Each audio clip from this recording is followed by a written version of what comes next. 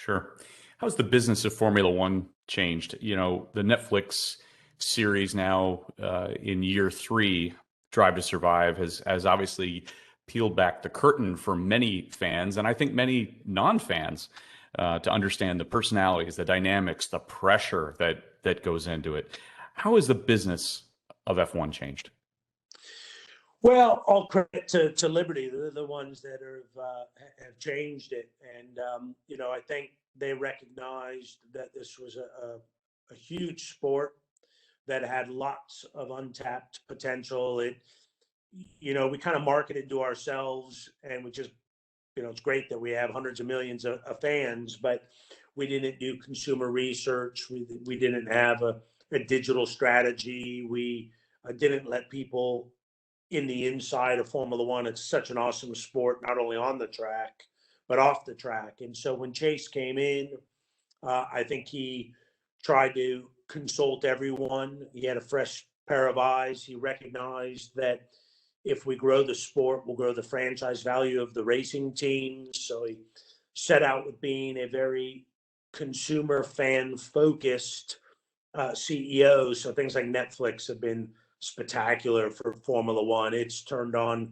The ratings so are many. incredible. It's been unbelievable, and it's turned on so many fans, new fans, to Formula One, to let people in. It's let them see how cool this sport is from the inside out versus the outside in. And the social strategy has been great. And so Chase set about, which I think was his mandate from Greg, of kind of get a hold of the sport, get it set on the right trajectory, get the new governance, the new rules, the new technical rules, the new revenue share, get all that in place, and then hand it over. And it did a great job. I think sitting here today, Formula One's never been healthier.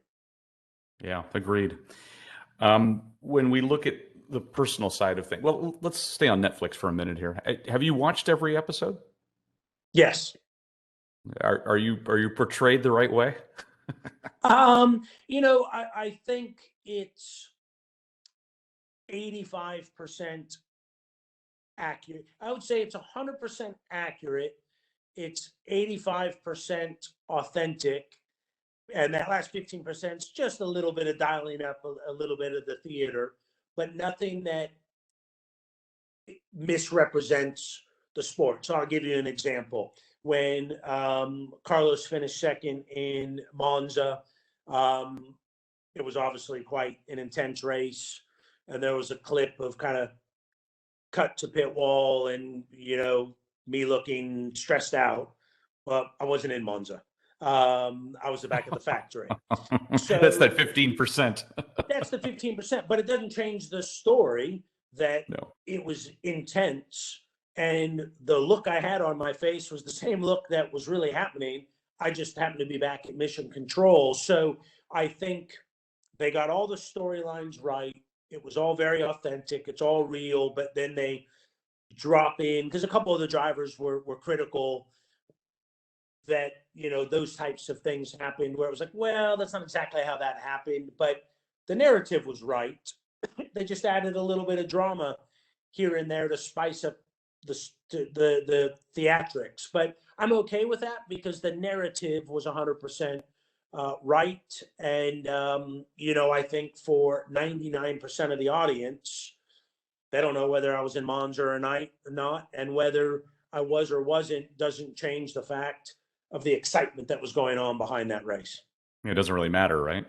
Exactly. I mean, it's just good TV, right, Zach?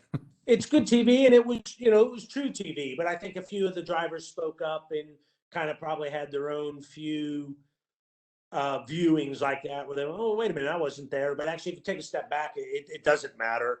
And it didn't change the story. It was just a little bit of theater to make it a little bit more exciting.